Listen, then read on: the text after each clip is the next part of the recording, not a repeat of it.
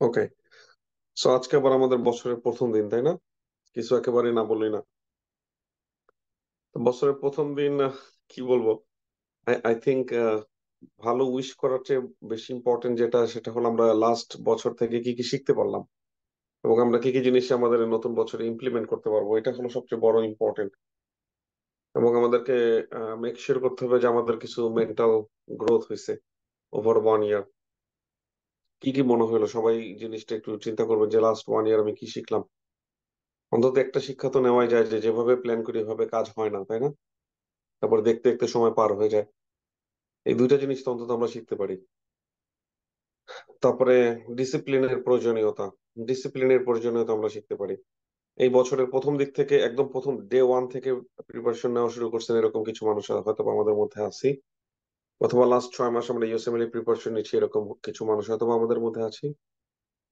তো ওই যে দৈনিক কনসিস্টেন্টলি যদি 2 ঘন্টা করে পড়াশোনা করতাম তাহলে কি হতো, দৈনিক 3 ঘন্টা যদি পড়াশোনা করতে পারতাম তাহলে কি হতো, এগুলো যদি আমরা একটু ক্যালকুলেট করি তাহলে বুঝতে পারি যে ডিসিপ্লিন এবং কনসিস্টেন্ট প্রোগ্রেসের আসলে অনেক মূল্য, যেটা আমরা করতে পারি না বিধায় দেখা যায় যে আহ, দিন চলে যায়, সপ্তাহ চলে যায়, মাস চলে যায়, বছর চলে যায়, কিন্তু প্রোগ্রেস হয় না। এটা কেন পারি না আমরা? আমি কিন্তু বলতেছি না এটা আমাদের ডেফিসিয়েন্সি, আমরা অ্যাকচুয়ালি ডিস্ট্রাক্টেড হয়ে যাই। এবং আমাদের ডিস্ট্রাক্টেড হওয়ার অনেক কারণ থাকে। কারণ থাকে না ব্যাপারটা এরকম না। অনেকেই আছে আমরা যেটা, সেটা হলো আমরা হেলায় সময় নষ্ট করি না। অনেকেই আছে আমাদের মধ্যে এরকম, অনেকে আমরা আছে এন্টারটেইনমেন্টে সময় নষ্ট করি না, কিন্তু এরপরে হয় না। বিভিন্ন ব্যস্ততা, বিভিন্ন দরকারি কাজের জন্য আমি ডিস্ট্রাক্টেড হয়ে যাই, যেটা আসলে সম্ভব হয় না, রাইট? তাদের জন্য বলা, যারা হেলায় ফেলায় সময় নষ্ট করে, মোবাইল টিপে সময় নষ্ট করে, এন্টারটেইনমেন্টের পেছনে সময় নষ্ট করে, রিল্যাক্সেশনের পেছনে সময় নষ্ট করে, দাওয়াত খাওয়া এবং দাওয়াত খাওয়ানোর পেছনে সময় নষ্ট করে, তাদের তো রিয়েলাইজেশনের অন্য রাস্তা আছে, তারা অন্যভাবে রিয়েলাইজ করবে।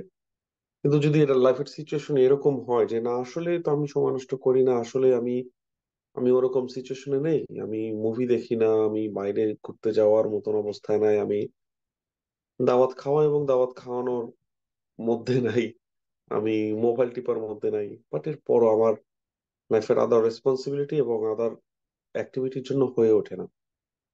আচ্ছা, তাদের ক্ষেত্রে যেটা হয় সেটা বললি, সেটা হলো আমরা হাঁপিয়ে উঠি। ঠিক আছে? এটা মানুষের একটা সহজাত প্রবৃত্তি, আমরা হাঁপিয়ে উঠি। ব্যাপারটা এরকম না যে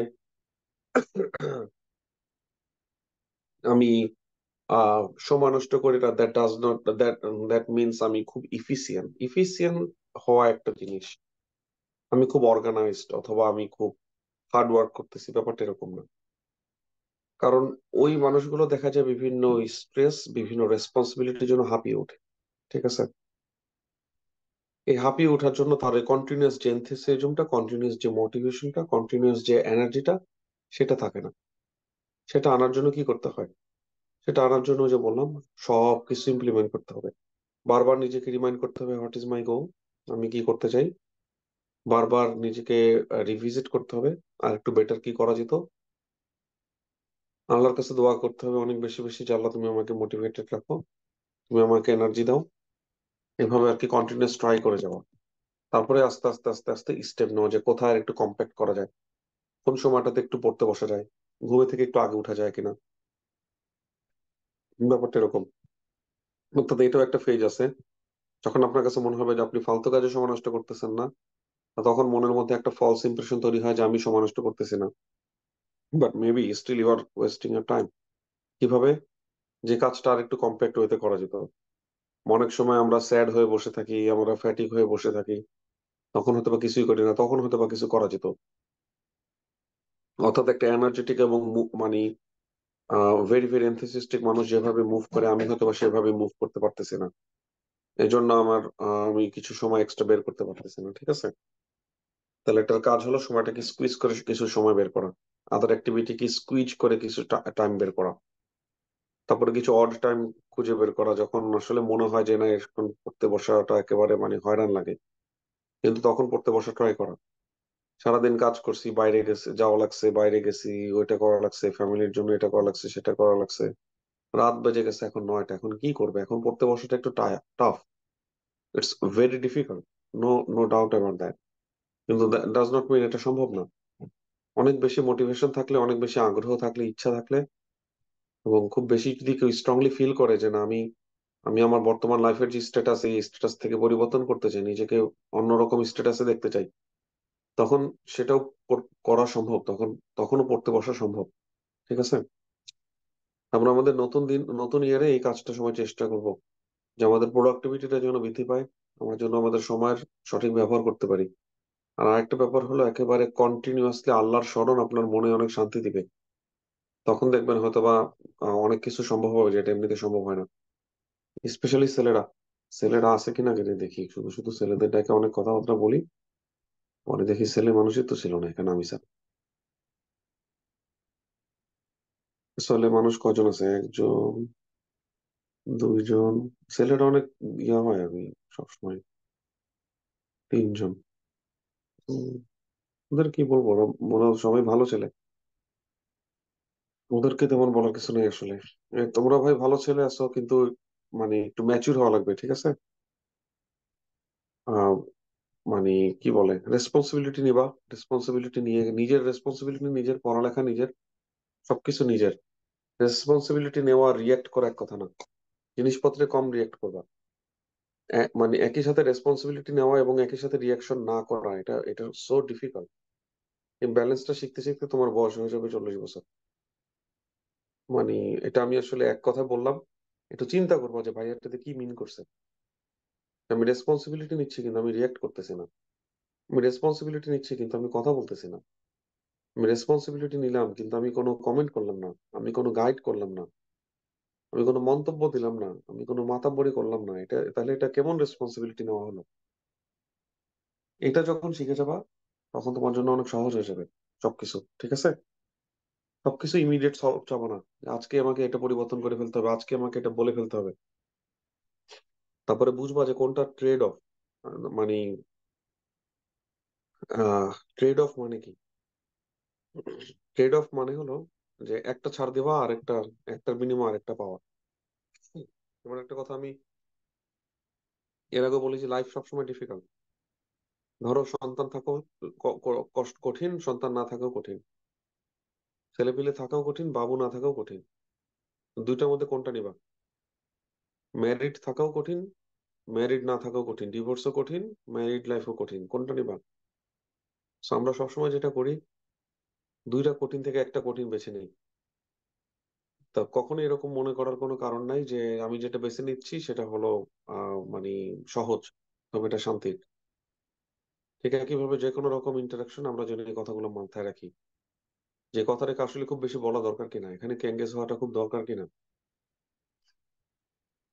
আর আর কি করবা? আর হলো কন্টিনিউয়াস আল্লাহর উপরে ভরসা রাখবা। ওই দায়িত্ব নিতে যে ছেলেটা অনেক সময় মনে করে সব দায়িত্ব আমার, সব আমি করে ফেলতে হবে, আমাকে সব ফিক্স করে ফেলতে হবে, আজকে সব ফিক্স করে ফেলতে হবে, এবং আমাকে কথা বলার মাধ্যমে ফিক্স করতে হবে, আমাকে শাসন করার মাধ্যমে ফিক্স করতে হবে, আমাকে রিয়াকশন করার মাধ্যমে ফিক্স করতে হবে না। দোয়া করার মাধ্যমে অনেক কিছু ফিক্স করা যায়। দোয়া করবা, বেশি বেশি আল্লাহর কাছে দোয়া করবা। ঠিক আছে? অনেক ডিসিপ্লিন হবা। ছেলেটা অনেক বাদরামি করে, এটার এই বয়সের কোনো শেষ নেই আসলে। তা চেষ্টা করবে একটু অর্গানাইজ হওয়ার, একটু খেয়াল করবা যে মানে আল্লাহ যেসব বিষয়ে না করছে ওইসব বিষয়গুলোর দিকে যেন আমরা ঝুঁকে না পড়ি। মনটাকে শান্ত রাখার চেষ্টা করবা, মানে ইনভলভ না হয়ে, এবং আল্লাহর উপরে ভরসা করে দেখবো পড়ালেখা অটোমেটিক হবে। রেসপন্সিবিলিটি পড়ালেখা করেও নেওয়া যায়। ঠিক আছে? আর কিছু জিনিস হলো বাস্তবতা। মানে ম্যাচুরিটি কি জিনিস, সেটা হলো কোনটা এক্সপেক্টেড এটা বুঝতে পারাটা হলো বাস্তবতা। তো তোমরা এখন মানে যারা ইউএসএমএলই প্রিপারেশন নিচ্ছ, লাইফ এরকম থাকবে না। যখন তোমার ইউএসএমএলই প্রিপারেশন শেষ হয়ে যাবে তখন তুমি রেসিডেন্সি পাবা, অনেক কিছু চেঞ্জ হয়ে যাবে। ঠিক আছে? তো এটা তো তুমি বুঝোই। তো বুঝার পরে তো এটা নিয়ে দুঃখ করার কোনো দরকার নেই, তাই না? এটা নিয়ে দুঃখ পাওয়ার বা দুঃখ, কষ্ট করার বা কষ্ট পাওয়ার কোনো দরকার নাই, রিয়েক্ট করার কোনো দরকার নেই। এটা এটা ন্যাচারাল। তা তাই যদি ন্যাচারাল হয়, শুধু ওটার দিকে ফোকাস করে কাজ করতে থাকো। ঠিক আছে? আমি জানি ইনিশিয়াল এই ফেজটা খুব ডিফিকাল্ট। মানে তুমি যখন এখন একই সাথে প্রিপারেশন নিচ্ছ, একই সাথে তোমার উপরে তোমার ফ্যামিলি রেসপন্সিবিলিটি আছে, তুমি টাকা ওরকম বেশি ইনকাম করতে পারতেছো না। আর টাকা ইনকাম করতে না পারলে ছেলেদের কোনো দাম থাকে না, পাত্তা থাকে না। এখন এগুলো না দুঃখ করার কোনো কারণ নেই, এগুলোকে রেসপন্সিবিলিটি হিসেবে নাও। এগুলোকে একসেপ্ট করো। It is what it is. এবং এই ডিফিকাল্ট টাইম গুলো, এই যে ডিফিকাল্ট মোমেন্ট গুলো, এই কমপ্লেক্সিটি গুলো তোমাকে অনেক স্ট্রং করে তুলবে, যেটা আরেকটা টিকটকার ছেলেরা এরকম বানাবে না। যেই যেটা মনে করো বড় লোকের পোলা ওই বাসায় বসে ভিডিও গেমস খেলতেছে, বাপের টাকা ভিডিও গেমস খেলতেছে আর ইউএসএমএল পড়তেছে, ওই ইউএসএমএল পরে ও হয়তো বা একদিন অনেক মানে ভালো ডাক্তার হয়ে যাবে বা এখানে ইউএসতে ওর শাইনি ক্যারিয়ার থাকবে, কিন্তু ওর তুলনায় তোমার গ্রোথ, মেন্টাল গ্রোথ অনেক বেটার হবে। আমি তোমাকে এটা বলতে পারি। ঠিক আছে। আমরা আজকে যে জিনিসটা পড়বো সেটা হলো spinal cord relation. Always positive, always positive energy, positive thinking, positive outcome, hope, এবং ফ্যাক্ট বেসিস চিন্তা করা, ইমোশন বেসিস চিন্তা না করা যে কি করা উচিত এখন। ঠিক আছে। আর ইমোশনকে যদি ইনভলভ করতে হয় সেটা হলো পজিটিভ ইমোশনকে ইনভলভ করতে হবে।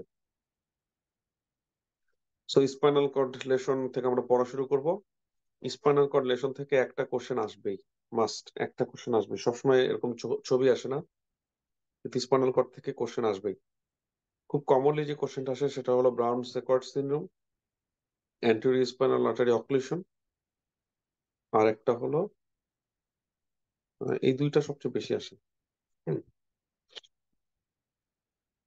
এই দুইটা সবচেয়ে বেশি আসে। ঠিক আছে। এই দুইটার জন্য আমরা আলাদা করতে পারি যে কোনটা কি। তো এখন আগাই, সামনে আগাই। স্পাইনাল কর্ড লেশনের মধ্যে প্রথম যে জিনিসটা সেটা হলো পলিমাইলোইটিস। এইটা পড়ার উপায়টা কি? পড়ার উপায়টা হলো স্পাইনাল কর্ড লেশন গুলো যখন আমরা পড়বো তখন স্পাইনাল কর্ডের নর্মাল অ্যানাটমিটাকে একটু মনে করার চেষ্টা করব। এখানে লোয়ার মোটর নিউরন কে, আপার মোটর নিউরন কে, এখানে ট্র্যাক্ট কে কে, এখানে সেন্সরি নার্ভ কে কে, এখানে মোটর নার্ভ কে কে, কোনটার কি ফাংশন, ওটা ফাংশন লস হয়ে গেলে কি ম্যানিফেস্টেশন হবে, এই কথাগুলো পড়বো।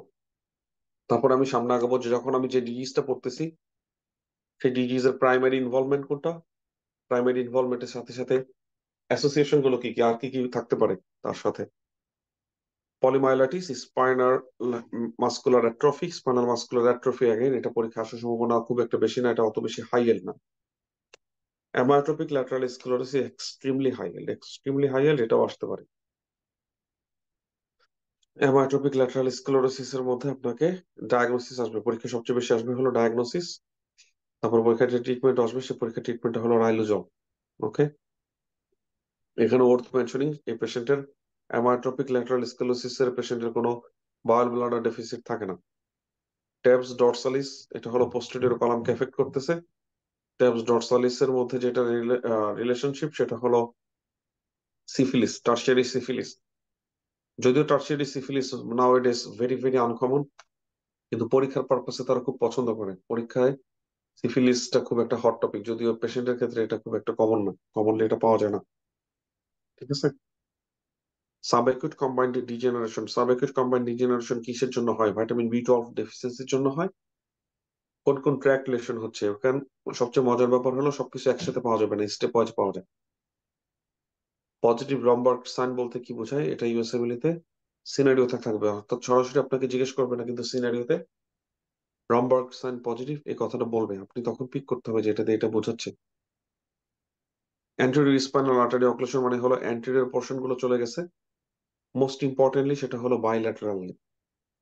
অ্যান্টেরিয়র স্পাইনাল আর্টারি অক্লুশনের দুই তিনটা কমন ফাইন্ডিংস আছে, সেটা হলো থোরাসিক আর্টারি আর সার্জারি হয়েছে, অর্থাৎ পোস্টেরিয়র মিডিস্টিনামের কোনো এরিয়াতে সার্জারি হয়েছে, ডিস্ক হার্নিয়েশন হয়েছে, অথবা টিউমার, অথবা vertebral body fracture, tumour, trauma. এই চারটা কন্ডিশনে আপনারা দেখতে পাবেন সাধারণত স্পাইনাল কর্ড অক্লুশনের থেকে স্পাইনাল কর্ড স্ট্রোকের ফিচার। ব্রাউন সেকট সিনড্রোম সাধারণত পরীক্ষা ডেসক্রাইব করে, অ্যাগেন এটা ট্রমাটিক হতে পারে, ভার্টিব্রাল বডি ডিসপ্লেসড হয়ে গেছে। রেয়ারলি এটা কি বলে ডিস্ক হার্নিয়েশন দিয়ে হতে পারে। কমনলি যেটা হয় সেটা হলো স্ট্যাব ইনজুরি, পেনিট্রেটিং ট্রমা। খুব ভালো করে খেয়াল করতে হবে ইপসিলেটারাল লোকেশন লেশন গুলো কি কি। তো লেশন যেগুলো হয়, লেশন মানে কি, যখন আমি ইনজুরি করতেছি তো সবগুলো তো যে দিক দিয়ে চাকু ঢুকাবো সেইগুলি সেই এরিয়াই নষ্ট হবে। তাহলে আমার এই লেশনের সাথে কম্পেয়ার করলে ফাইন্ডিং কি কি ইপসিল্যাটারাল, ফাইন্ডিং কি কি কন্ট্রাল্যাটারাল, এটা বারবার দেখতে হবে। এবং ই ওয়ার্ল্ডে যখন এই কোশ্চেন গুলো আসবে তখন বারবার নিজেকে বারবার নিজেকে ওরিয়েন্টেড করতে হবে যে এটা হলো ব্রাউন সেকোয়ার্ড সিনড্রোম, এক্সট্রিমলি ইম্পর্টেন্ট, পরীক্ষা এখান থেকে প্রশ্ন আসবে। ফ্রেডরিক অ্যাটাক্সিয়া থেকে জিজ্ঞেস করবে যে কোন ট্রাইনিউক্লিওটাইডটাকে আইডেন্টিফাই করতে হবে। যে কোনো ডিজিজ যখন আপনাকে বলবে ট্রাইনিউক্লিওটাইড এক্সপানশন, ট্রাইনিউক্লিওটাইড রিপিট এক্সপানশন ডিসঅর্ডার, ইউএসএমএল এর ক্ষেত্রে এটা বাই ডিফল্ট হাই ইয়েল্ড। তারপরে কথা হলো ক্রোমোজোম 9 এর মধ্যে এটা পাওয়া যাচ্ছে, অনেক সময় এটা আসে অনেক সময় আসে না। কোন প্রোটিনকে এনকোড করে, অনেক সময় আসে অনেক সময় আসে না, কিন্তু ট্রাইনিউক্লিওটাইডটার নামটাও খুবই ইম্পর্টেন্ট। বাকি জিনিস ভুলে গেলে সমস্যা নাই, ট্রাইনিউক্লিওটাইডটার নাম ভোলা যাবে না, রিপিট এক্সপানশন ডিসঅর্ডার এটা ভোলা যাবে না। কোন কোন ট্র্যাক্টে ডিজেনারেশন ঘটে এটা জানতে পারলে ভালো, সরাসরি ভাবে পরীক্ষা জিজ্ঞেস নাও করতে পারে, কিন্তু এটা না জানলে পরীক্ষা কোশ্চেনের ক্লু মিলানোটা আপনার জন্য কঠিন হয়ে যাবে। এই পেশেন্টের ডর্সাল রুট গ্যাংলিয়ার কি বলে, ডর্সাল রুট গ্যাংলিয়াতে এফেক্ট হচ্ছে, ডর্সাল কলাম সেন্সেশন এফেক্ট হচ্ছে, এক্সট্রিমলি ইম্পর্টেন্ট। অ্যাগেন সরাসরি হয়তো বা জিজ্ঞেস করবে না, কিন্তু কোশ্চেনের মধ্যে যে সিনারিওতে ডেসক্রাইব করবে তখন এটা আপনি না বুঝলে সমস্যা হয়ে যাবে। ইউএসএমএল এর আরেকটা ফাইন্ডিং আপনারা জানেন, যে কোনো অ্যাসোসিয়েশন জিজ্ঞেস করে, ধরেন আপনার একটা নিউরোলজিক্যাল ডিজিজ তার আদার সিস্টেমকে এফেক্ট করতেছে, বাই ডিফল্ট এটা হাই হয়ে যাবে। কার্ডিওভাস্কুলার একটা ডিজিজ কিন্তু তার আদার সিস্টেমকে এফেক্ট করতেছে, বাই ডিফল্ট এটা হাই হয়ে যাবে। রেসপিরেটরি সিস্টেমের একটা ডিজিজ কিন্তু সে আদার সিস্টেমকে ইনভলভ করতেছে, যেমন সার্কোইডোসিস, বাই ডিফল্ট এটা হাই হয়ে যাবে। ঠিক আছে, এখানে আমরা সেই প্যাটার্নটা দেখতে পাচ্ছি। পেশেন্টের গেট কেন অ্যাবনর্মাল এটা আমরা বুঝতে পারতেছি, স্পাইনাল কর্ড ট্র্যাক্টের জন্য ফ্রিকোয়েন্ট ফলিং এটাও বুঝতে পারতেছি, নিস্টিগমাস আর্থ্রিয়া, পেস কেভাস সামথিং, অর্থাৎ টোর এবং লোয়ার এক্সট্রিমিটি যে ফাইন্ডিংস গুলো সেটা সরাসরি নার্ভের সাথে রিলেটেড না। Pes cavus hammertoe association, diabetes mellitus association, hypertrophic cardiomyopathy association. এখান থেকে আমরা আবার হাইপারট্রফিক কার্ডিওমায়োপ্যাথির সাথে একটু কোরিলেট করে ফেলবো। আমরা জানি হাইপারট্রফিক কার্ডিওমায়োপ্যাথি যে পেশেন্টে থাকে সে মারা যায় কি জন্য? অ্যারিথমিয়া ডেভেলপ করে মারা যায়। তাহলে একটা পেশেন্টে যার ফ্রেডরিক অ্যাটাক্সিয়া, যার প্রোপ্রাইসেপশন নাই, যার স্পাস্টিক প্যারালাইসিস আছে, এই ল্যাক অফ প্রোপ্রাইসেপশন, ভাইব্রেটরি সেন্স এবং স্পাস্টিক প্যারালাইসিস এগুলো মানুষের মৃত্যুর কারণ হতে পারে না, কিন্তু এই পেশেন্টের অ্যাসোসিয়েশন হলো হাইপারট্রফিক কার্ডিওমায়োপ্যাথি। এর জন্য তার মৃত্যুর কারণ হলো কি? মৃত্যুর কারণ হলো cardiac death from cardiac issue. Okay, extremely important. যখন আপনাকে দেখা যাবে যে এক জিনিস বলতেছে কিন্তু মৃত্যুর কারণ হলো অন্যটা, এক্সট্রিমলি ইম্পর্টেন্ট। যেমন আপনাকে ঠিক একইভাবে আরেকটা কোশ্চেন যদি বলা হয় যে একটা পেশেন্ট হলো রিনাল ট্রান্সপ্লান্ট অথবা একটা পেশেন্ট হলো সিকেডি, এই পেশেন্ট মারা যাবে কি জন্য? এই পেশেন্টটা মারা যাবে কার্ডিওভাস্কুলার কজে। কারণ কি? তার প্রোগ্রেসিভ অ্যাথেরোস্ক্লেরোসিস ডেভেলপ করবে, সেটার জন্য। সেরেব্রাল পলসির রোগী আপনারা সবাই দেখছেন ছোটবেলায়, ছোটবেলায় না সরি, যখন মেডিকেলে ছিলেন। সেরেব্রাল পলসির রোগী অনেক দেখছেন। সে সেরেব্রাল পলসি কি নিয়ে আসে? স্টেপ ওয়ানে সেরেব্রাল পলসি থেকে খুব একটা কোশ্চেন আসে না, সেরেব্রাল পলসির কোশ্চেন আসবে হলো স্টেপ টু সিকেতে বেশি বেশি। Common cranial nerve lesion, cranial nerve lesion নিয়ে আমি অলরেডি ক্লাস নিছি। একটু বুঝতে পারা, ক্রেনিয়াল নার্ভ লেশন যখন পড়বো তখন ক্রেনিয়াল নার্ভের ফাংশন পড়তে হবে, ক্রেনিয়াল নার্ভের ডিস্ট্রিবিউশন কোথায় সাপ্লাই দেয়, সাথে সাথে একটু চিন্তা করা এক লাইনে আমি ফাংশনটা বুঝি কিনা। যেমন ক্রেনিয়াল নার্ভ 5 এর মোটর ফাংশনটা কি, ক্রেনিয়াল নার্ভ 5 এর ফাংশন মানে সেন্সরি ফাংশনটা কি। সেন্সরি ফাংশন হলো সে ফেসের সেন্সেশন ক্যারি করে নিয়ে যায়, তাই না? এগুলো করলে যেটা সুবিধা সেটা হলো কোন একটা পেশেন্টের কোনো ম্যানিফেস্টেশন আপনি বুঝতে পারবেন, কোনো একটা পেশেন্টের কোনো ডেফিসিট আপনি বুঝতে পারবেন। ক্রেনের লেশনটা কি, সেটা হলো উভুলাকে ডেভিয়েট করে দিবে যদি এখানে লেশন হয়। এক্সট্রিমলি ইম্পর্টেন্ট, এটা পরীক্ষা আসবেই, উভুলার সাথে সম্পর্ক। ক্রেনিয়াল নার্ভের ডেফিসিট গুলো পড়লে একটা না একটা কোশ্চেন পাওয়া যাবে আর কি। নার্ভাস সিস্টেম থেকে আমি আপনাদেরকে বলতে পারি 15টার মতন কোশ্চেন আসবে, বা 15টা বেশি কোশ্চেন আসবে। পুরো 280টা কোশ্চেনের মধ্যে মানে 20টা কোশ্চেন আপনি শুধু নার্ভাস সিস্টেম থেকে পাবেন। কিছু মানে জাদরেল সিস্টেম আছে, নার্ভাস সিস্টেম, কার্ডিওলজি, এন্ডোক্রাইনোলজি, এই সিস্টেম গুলো পড়লে দেখা যায় যে 200-র মধ্যে 100 কোশ্চেন এমনি কভার হয়ে গেছে। ঠিক আছে, সবার যখন এরকম ভিডিও লেকচার গুলো একবার দেখা শেষ হয়ে যাবে তারপরে ইওয়ার্ড করবেন, যদি সম্ভব হয় প্রথম থেকে অনলাইন করবেন, যদি অ্যাফোর্ড করতে পারেন। অ্যাফোর্ড করতে না পারলে দরকার নাই, প্রথমবার অফলাইন করার পরে পরের বার করবেন হলো অনলাইন। যদি এরকম হয় যে প্রথমবার অফলাইন আপনি করছেন তারপরে এবার অনলাইন করতেছেন, আপনার প্রতি আমার সাজেশন থাকবে পরের বার টাইম মোডে করার। ঠিক আছে? আর যদি প্রথমবারই অনলাইন করেন, সেক্ষেত্রে প্রথমবার থেকে আপনার প্রতি আমার সাজেশন টাইম মোডে করবেন। কি কি কারণে ইউএসএবিলির স্কোর এফেক্টেড হয় জানেন? আপনার কাছে একটা সময় মনে হবে যে আচ্ছা, মাসুম ভাই তো কঠিন কিচ্ছু পড়াচ্ছে না, একটু খেয়াল করছেন কিনা জানি না। স্টেপ ওয়ানে কোনো কিছুকে আমরা খুব বেশি ডিটেলস পড়ি, খুব বেশি ডিটেলস পড়ি না কিন্তু। আমরা কি কখনো বলি যে যে lower end of the radius এখান থেকে কয়টা টেন্ডন গেছে ফ্রম ল্যাটারাল টু মিডিয়াল, মুখস্থ বলো? আমরা এগুলো বলি? বলি না। তো কোনো কিছুই তো ওরকম খুব বেশি ডিটেলস পড়তেছে না। অন্তত মাসুম ভাই যখন পড়াচ্ছে তখন কোনো কিছু ডিটেলস মনে হচ্ছে না। যখন অন্য কেউ পড়াবে তখন আপনার কাছে মনে হবে, কারণ আমি একটা সময় ওরকম ডিটেলস পড়ায় ভাব নিতাম, তারা মনে হয় যে এখন আছে জানি না, যদি কেউ থাকে মনে হবে। যেটা আমার আন্ডারস্ট্যান্ডিং, যদি আপনি স্টেপ ওয়ানের কন্টেন্টের দিকে ভালো দিকে তাকান, ভালো করে তাকান, ইওয়ার্ল্ড এর কোশ্চেন গুলোর দিকে ভালো করে তাকান, আমার যেটা understanding, USMLE is not for to details study, USMLE is for application. আপনি যতটুকু জানবেন ততটুকু অ্যাপ্লাই করতে পারতেছেন কিনা, এটা খুব ইম্পর্টেন্ট।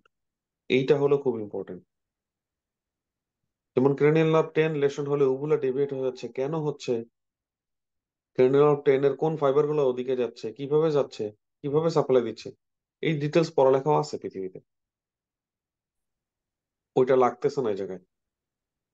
একটা উদাহরণ দিলাম, চোখের সামনে যে উদাহরণটা আসলো সেই উদাহরণটা দিলাম। আমি আপনাকে ক্রেনিয়াল নার্ভ 5 এর মোটর লেশন হলে এটা হয়। এখন ক্রেনিয়াল নার্ভ 5 এর একটা কোর্স আছে।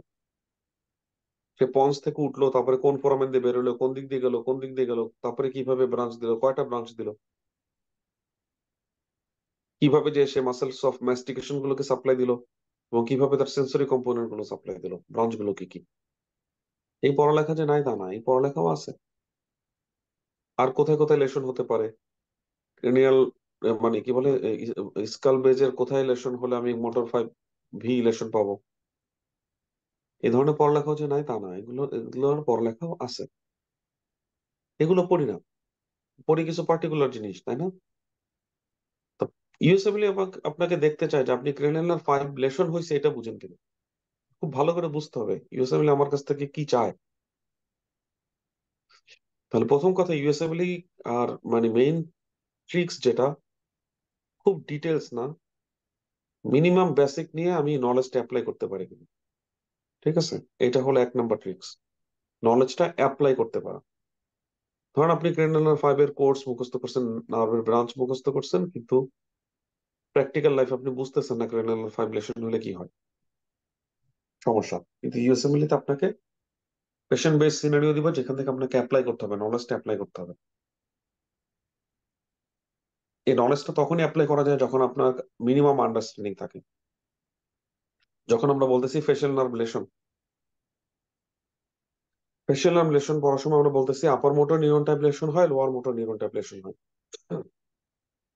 একটাতে upper part of the face involve হয়, আর একটাতে upper part of the face involve হয় না। তাহলে এই জিনিসটা পড়ার জন্য আমরা কি করতে চাই বলেন তো? আমাদের অ্যাপ্লিকেশন আছে, নলেজটার অ্যাপ্লিকেশন হবে। এবং আমি নলেজটা অ্যাপ্লাই করতে পারবো না যদি না আমার এই কনসেপ্টটা ক্লিয়ার থাকে। কনসেপ্টটা কি, কখন আপার পার্ট ইনভলভ হয়, কখন আপার পার্ট ইনভলভ হয় না, কেন হয় না। ঠিক একই ভাবে যখন আমি স্পাইনাল কর্ডের লেসন গুলো পড়ি, আমি আইডেন্টিফাই করতে পারবো না যদি আমার কাছে কনসেপ্টটা না থাকে, মিনিমাম কনসেপ্ট না থাকে। তাহলে ইউএসএমএল এর পড়া number one, it's not too details, individual topic wise. Number two, apply করতে হবে, যাই পড়বো এটা অ্যাপ্লিকেশন আছে কিনা সেটা বোঝার চেষ্টা করতে হবে। নাম্বার থ্রি, এটার সাথে অ্যাসোসিয়েটেড কনসেপ্ট, কনসেপ্ট ছাড়া তো অ্যাপ্লাই করা যাবে না, বা নাম্বার টুর সাথে ওটা চলে আসে, কনসেপ্ট ছাড়া অ্যাপ্লাই করা যায় না। আমি যদি নাই বুঝে আমি অ্যাপ্লাই করবো কি করে, তাই না? আচ্ছা, তাহলে ইউএসএমএল কঠিন কেন? আমি তো মানে দেখে বুঝাচ্ছি যে আমি আপনাকে যে কি বলে, 1 মিনিট, আমি সবাইকে মিউট করে দিচ্ছি।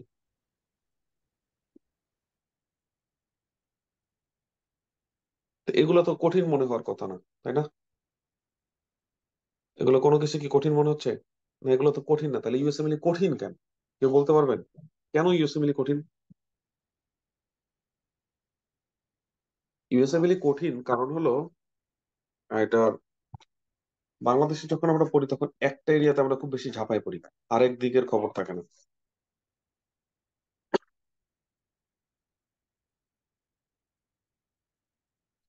1 মিনিট, বুঝলাম না কেন এটা ক্রাশ করলো।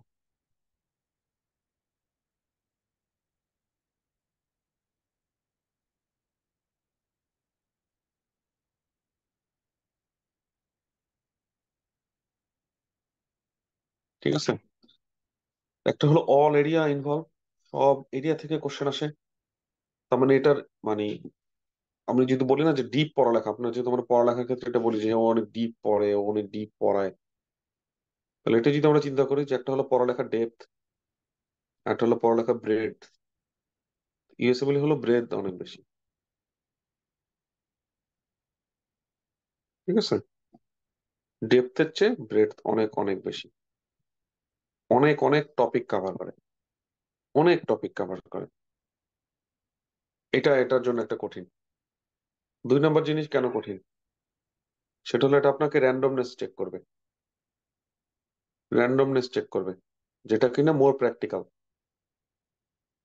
রিয়েল লাইফে কখন কোন দিক থেকে কি রোগী আসে বলা যায় না, র্যান্ডমনেস, সিস্টেম ওয়াইজ আসবে না। মানে পেশেন্টের কমপ্লেন গুলো খুব র্যান্ডম থাকে। যেমন আমার কাছে মনে হচ্ছিল যে আসলে নিউরো সার্জারিতে জয়েন করতেছি, I will never face a problem with post operative ileus, right? I will never face a problem with upper GI bleeding, right? I will never face a problem with diarrhea, vomiting, something like that. Uncontrolled BP. কিন্তু মানে training এর দিক চিন্তা করলে আলহামদুলিল্লাহ সবগুলোই face করছি, face করতে হয়েছে, এবং এক এক দিন এক একটা। এবং আপনারা যারা রিয়েল লাইফে ট্রেনিং করছেন তারা সবাই দেখছেন যে রিয়েল লাইফ মানে হলো খুবই হাই হ্যাজার্ড এবং র্যান্ডমনেস, র্যান্ডমলি কোশ্চেন এই প্রবলেম গুলো আসে, র্যান্ডমলি কোশ্চেন গুলো আসে। তাহলে র্যান্ডমনেস একটা ক্রাইটেরিয়া যেটা রিয়েল লাইফে ফেস করতে হয়, এটা ইউএসএমএল আপনাকে টেস্ট করবে। আপনি যখন স্টেপ 1 পরীক্ষাতে 280টা কোশ্চেন ফেস করবেন, it will be so much random, এক একবার এক একটা জিজ্ঞেস করবে। এটা হিউম্যান ব্রেনে একটা স্ট্রেস ক্রিয়েট করে। এটা যারা অর্গানাইজড ওয়েতে মেমোরাইজ করে তাদের এই অর্গানাইজড মেমোরিটাকে নষ্ট করে দেয়। ঠিক আছে, নাম্বার 2 হলো টাইম ডিপেন্ডেন্ট, টাইমলি ম্যানার। আপনাকে রেসপন্স করতে হবে খুব টাইমলি ম্যানারে,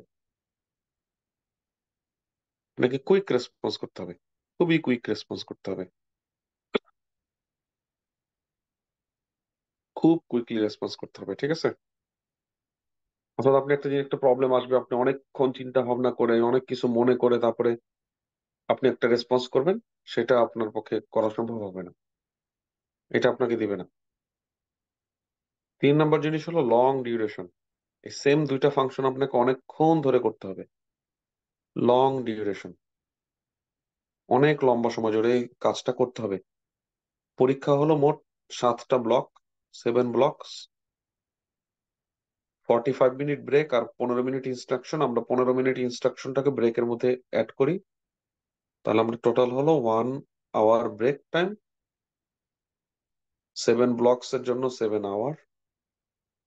অর্থাৎ আপনি যেদিন পরীক্ষাটা দিবেন সেদিন হলো 8 ঘন্টার একটা মামলা, সেদিন 8 ঘন্টার একটা মামলা। ঠিক আছে, তো আমার মেডিকেলের পেডিয়াট্রিক সার্জারির এক আয়ামো, আমার চেয়ে 1 বছর সিনিয়র আর কি ছিলেন ইন্টার্নির সময়। তো উনি দেখছে আমি ইন্টার্নির সময় এরকম স্টেপ 1 পড়তেছি, তো উনি আমাকে ডিমোটিভেট করার প্যাটার্নে বলতেছে, এটা কি সম্ভব নাকি? 8 ঘন্টা তুই এক জায়গায় বসতে পারিস? 8 ঘন্টা তো মানুষ এক জায়গায় বসতেই পারে না, তুই 8 ঘন্টা পরীক্ষা কেমনে দিবি?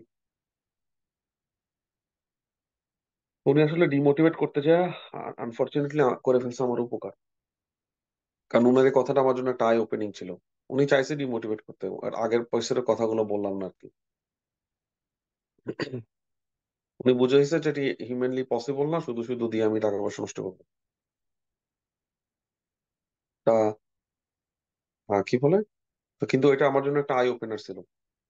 চিন্তা করলাম তাই তো, তার মানে হলো আমাকে পরীক্ষাটা ফেস করতে হয়, আমি এই যে 8 ঘন্টা বসতে পারি, আর আমি যে 8 ঘন্টা বসে কাজ করতে পারি, এই ট্রেনিংটা অন্তত আমাকে অর্জন করতে হবে। এটা আমাকে অনেকবার প্র্যাকটিস করতে হবে। এখন আপনারা যদি আমাকে কোশ্চেন করেন, ভাইয়া কখন থেকে, আমি বলবো ভাই যদি সম্ভব হয় আজকে থেকে। আপনার ট্রেনিং, আপনি পড়ালেখার ক্ষেত্রে যদি আপনি এই জিনিসগুলো অ্যাপ্লাই করেন, আমি বলবো র্যান্ডমনেসটা এখন অ্যাপ্লাই করেন না, বাকি সবগুলো এখন থেকে অ্যাপ্লাই করার চেষ্টা করেন। এবং সবচেয়ে ওর্থ হবে লং ডিউরেশন। লং ডিউরেশন, আমি যখন অ্যাপ্লাই করছি তখন আমার কাছে লং ডিউরেশনটা প্রবলেম হয় নাই, কারণ হলো মানে এটা একটা ডিফারেন্ট কারণ আছে কেন আমার জন্য লং ডিউরেশনটা কখনোই প্রবলেম হয় নাই। কিন্তু এটা আপনার ক্ষেত্রে প্রবলেম হতে পারে, এটা অনেকের ক্ষেত্রে এটা প্রবলেম হয়। আপনার কাছে হয়তো বা দেখা যাবে র্যান্ডমনেসটা কোনো প্রবলেম না, কিন্তু লং ডিউরেশনটা আপনার জন্য প্রবলেম হয়ে গেছে। কিন্তু লং ডিউরেশন ইজ সামথিং, এটা যে কোনো একটা মানুষের প্রবলেম হতে পারে। ফর এক্সাম্পল, লাস্ট 5 বছরে আপনি কোনোদিনই দিনে 8 ঘন্টা পড়ালেখা করেন নাই টানা। এবং বর্তমানে আমাদের যে যুগ, আমাদের মানে খুব শর্ট অ্যাটেনশন স্প্যান, খুবই শর্ট। আমরা সবাই ভাই বিশ্বাস করেন, মোবাইল আসার পর থেকে মানে এভাবে হাতে ধরে মোবাইল পাওয়া যায়, হ্যাঁ মানে মুঠোফোন, এবং এটার মধ্যেই সব, এটার মধ্যেই মানে এন্টারটেনমেন্ট, এটার মধ্যে নিউজ, এটার মধ্যেই সবকিছু। এরকম আগে ছিল না। তাহলে এটা একটা গেটওয়ে যেটার মাধ্যমে আমরা বিভিন্ন ডিরেকশনে মুভ করতে পারি। এটা আমার একেবারে হাতের মুঠোয়, এবং এটা হাতে না থাকলে তো মনে হয় যেন কিছু একটা নাই, কিছু একটা নাই, মিসিং। এই জিনিসটা আসার পর থেকে আমাদের অ্যাটেনশন স্প্যান এত কমে গেছে, ইন জেনারেল মহামারীর মতন অবস্থা। আমরা নিজেরাই মনে মনে মানে কি বলে মানে ইয়ে হয়ে বসে আছি। ঠিক আছে, তারপরে যদি এখন থেকে এটা অ্যাচিভ করার ট্রাই না করেন, খুব খুব ডিফিকাল্ট হবে। অ্যাচিভ করার উপায় হলো, যখন পড়তে বসবো, ধরেন আপনি সারাদিনে 2 ঘন্টা পড়ালেখা ম্যানেজ করতে পারেন, চেষ্টা করেন 2 ঘন্টাটাকে এভাবে ভাগ করা, নেক্সট আধা ঘন্টা আমি অন্য কিছু ভাববো না, মোবাইল ধরবো না, ফিনিশ করব, 5 মিনিটে ব্রেক নিব, নেক্সট আধা ঘন্টা আমি মোবাইল ধরবো না, কোনো কিছু ভাববো না, কোনো কিছু মাথায় আসলে সাপ্রেস করবো। এভাবে 4 বার করলেই দেখবেন 2 ঘন্টা হয়ে গেছে মিনিমাম। একদম ক্ষুদ্রাতি ক্ষুদ্র এতটুকু ট্রেনিং দিয়ে শুরু করেন, এটাকে 8 ঘন্টা নেওয়া পর্যন্ত তো চেষ্টা চালায় যান। তো যখন দেখা যাবে দিনে 8 ঘন্টা সময় আপনি এরকম করছেন, অর্থাৎ অ্যাটেনশন স্প্যান, এই 8 ঘন্টা লং ডিউরেশন আপনার অ্যাটেনশন ধরে রাখতে হবে। এটা খুবই ইম্পর্টেন্ট। এখন আসি, কুইকলি রেসপন্স কারা করতে পারবে, টাইমলি ম্যানারে কারা রেসপন্স করতে পারবে, যারা প্র্যাকটিস করবে। কখনো যদি আপনি এটা প্র্যাকটিস না করেন তাহলে তো সমস্যা। কখনো যদি আপনি প্র্যাকটিস না করেন, দেখবেন আপনার, আমরা অনেকে ঝগড়া করতে পারি না বা তর্ক করতে পারি না, কারণ আমরা কুইকলি মানে টাইমলি ম্যানারে রেসপন্স করতে পারি না, পরে বাসা আসার পরে মনে হয় শালারে ওটা বলা যেত। সো এটা প্র্যাকটিসের ব্যাপার। যদি আপনার সাথে এরকম হয়ে থাকে, তার মানে আপনি একজন ভালো মানুষ, আপনি ঝগড়াটে না। ঝগড়াটে মানুষগুলো পয়েন্ট গুলো মিস করে না সাধারণত। এবং ঝগড়াটে মানুষের ঝগড়া মানে আপনি যদি ঝগড়াটে মানুষের ফেভারে থাকেন, ওর ঝগড়া দেখেও খুব মজা পাবেন। দেখবেন ও অনেক ভালো খেলতেছে, জায়গায় জায়গায় যে কিছু পয়েন্ট বলতেছে, মানে অসাধারণ। মানে পসিবল হলে হাততালি দিয়ে দিতাম। ঠিক আছে। তা আপনার যেটা করতে হবে সেটা হলো এই কুইকলি রেসপন্স করাটা, এটা একটা প্র্যাকটিসের ব্যাপার। যেটা হয়, আমি যদি এখন আপনার সামনে একটা কোশ্চেন ছুড়ে দেই, আপনার ব্রেন কি করবে জানেন? আপনার ব্রেন রিল্যাক্স হয়ে চিন্তা করবে, এইটা, তারপরে এইটা, তারপরে আচ্ছা, তাহলে কি হবে, রাইট? আমি যদি আপনার ব্রেনকে টাইট দেই, এই এগুলো করা যাবে না, 30 সেকেন্ড টাইম, তখন সে তার র্যাপিডলি আগানোর চেষ্টা করবে। আচ্ছা, এই পেশেন্ট এই সমস্যা নিয়ে আসছে, এটা বলতেছে, এটা বলতেছে, ল্যাবে এটা পাওয়া গেছে, ফিজিক্যাল এক্সামে এটা পাওয়া গেছে, কি হতে পারে, কি হতে পারে, আচ্ছা এটা হলে তো এটা হতো না, এটা হলে সেটা হতো না। থিঙ্কিং এর মধ্যে একটা র্যাপিড আর স্লোর ব্যাপার আছে। একটু বুঝেন নাকি বুঝেন না? আপনার ব্রেন কখনো র্যাপিড থিঙ্ক করতে পারে, আপনার ব্রেন কখনো স্লো থিঙ্ক করতে পারে।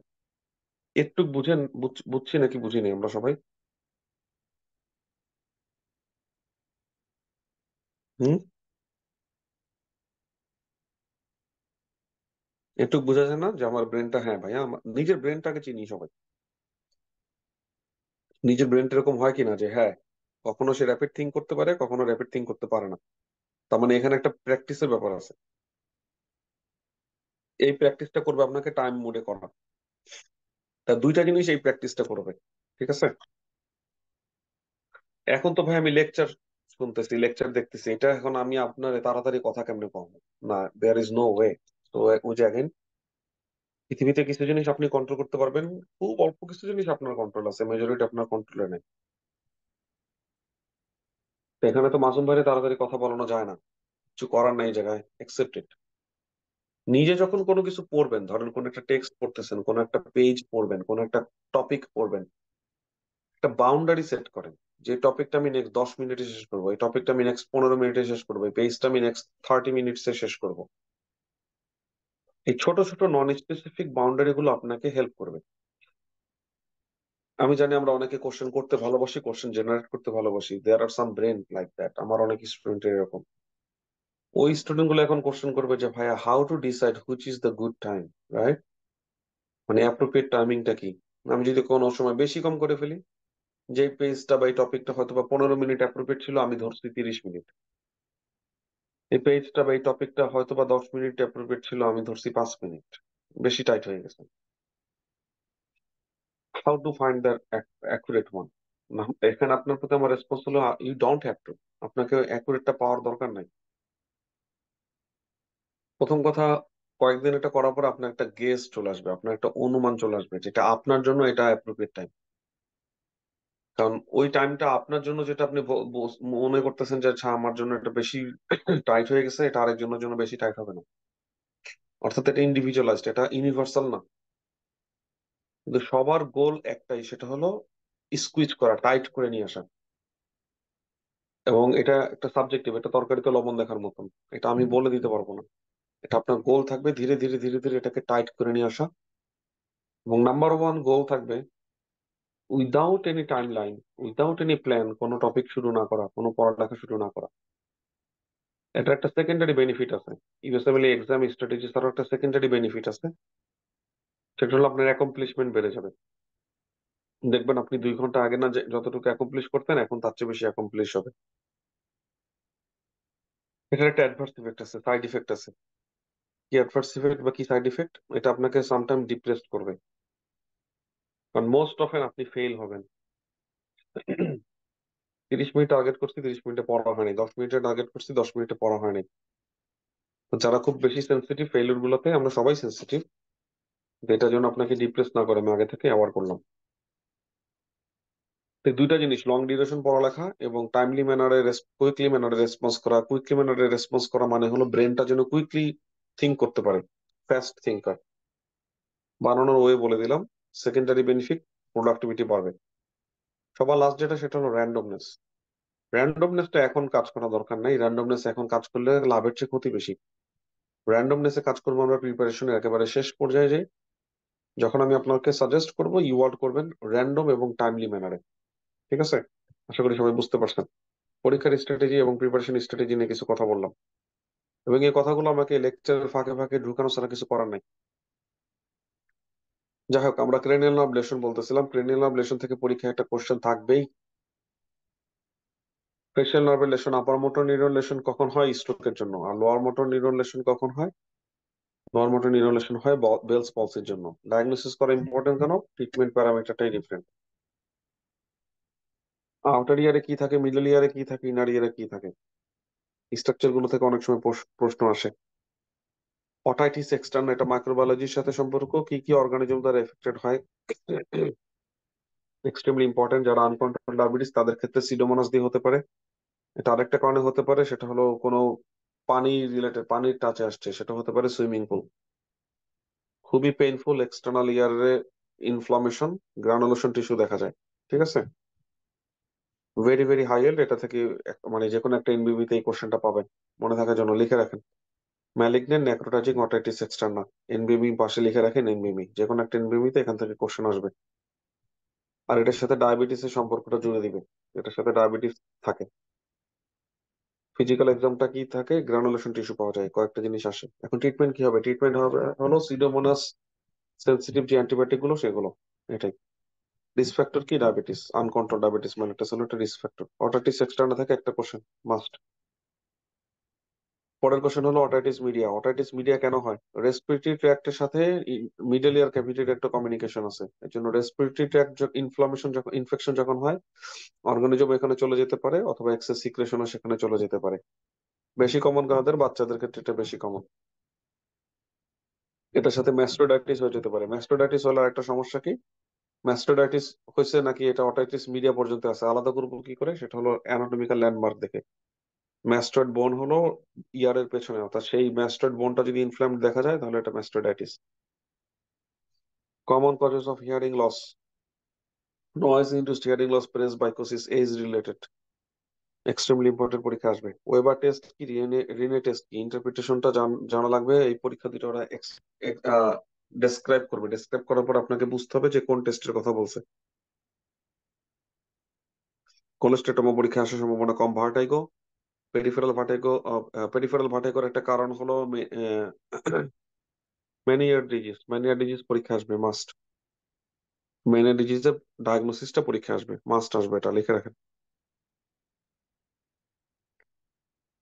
আয়ের অ্যানাটমি পড়লাম, অ্যানাটমিটা সবাই রিভিউ করব, বারবার রিভিউ করবো, অনেক সময় অ্যানাটমি থেকে ইটসেলফ কোশ্চেন আসে। রিফ্লেক্টিভ এরর গুলো বোঝার চেষ্টা করব। তারপরে ডিসলোক লেন্সের ডিসলোকেশন পড়তে হবে না। ক্যাটারাক্ট রিস্ক ফ্যাক্টর গুলো আমরা পড়বো, ক্যাটারাক্টের সাথে আদার কি কি ডিজিজ আছে সেগুলো পড়বো। প্রেস বায়োপিয়া পরীক্ষা আসবে।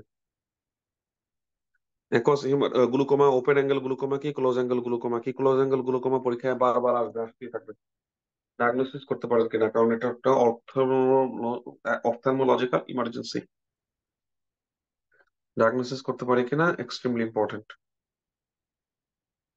Retinal disorder, age related macular degeneration পরীক্ষা আসবে। এনবিএমই লিখে রাখেন পাশে, ঠিক আছে? এটার সাথে একটা সম্পর্ক আছে, ভিইজিএফ ফ্যাক্টরের সম্পর্ক আছে, এটা পরীক্ষা লিখে রাখেন, আসবে, লিখে রাখেন। এজ রিলেটেড সাথে না, সরি, ওটা ডায়াবেটিক রেটিনোপ্যাথির সাথে সম্পর্ক আছে, ভিইজিএফ। ডায়াবেটিক রেটিনোপ্যাথি নন প্রলিফারেটিভ হয়, প্রলিফারেটিভ হয়। হাইপারটেনসিভ রেটিনোপ্যাথি পরীক্ষায় আসার মতন, বাট এগুলো সবকিছু থেকে সবচেয়ে বেশি হাই, সবগুলো পরীক্ষা আসার মতন, কিন্তু একটা জিনিস মানে মানে পরীক্ষা ধরেন চলে আসছে, সেটা হলো retinal artery occlusion. Retinal artery অক্লুশনের সাথে একটা প্রিভেন্টিভ ডিজিজ আছে, সেটা কি? রেটিনাল আর্টারি যদি অক্লুশন হয় আপনাকে স্ক্যান করতে হবে নেক ভেসেলস। অর্থাৎ রেটিনাল আর্টারি যখন অক্লুশন হয়, এটা একটা থ্রম্বোলিক স্ট্রোকের মতন। থ্রম্বাসটা যাচ্ছে কোথা থেকে? ক্যারোটিড আর্টারি থেকে। এর জন্য নেক ভেসেল ইমেজিং করতে হবে তখন। রেটিনাল ভেইন অক্লুশন কাদের হয়? যাদের ক্ষেত্রে হাইপার কোয়াগুলেবিলিটি থাকে। রেটিনাল ডিটাচমেন্ট কাদের ক্ষেত্রে হয়? যাদের আন্ডারলাইং আদার কজ আছে তাদের ক্ষেত্রে। খুব একটা বেশি ইম্পর্টেন্ট না।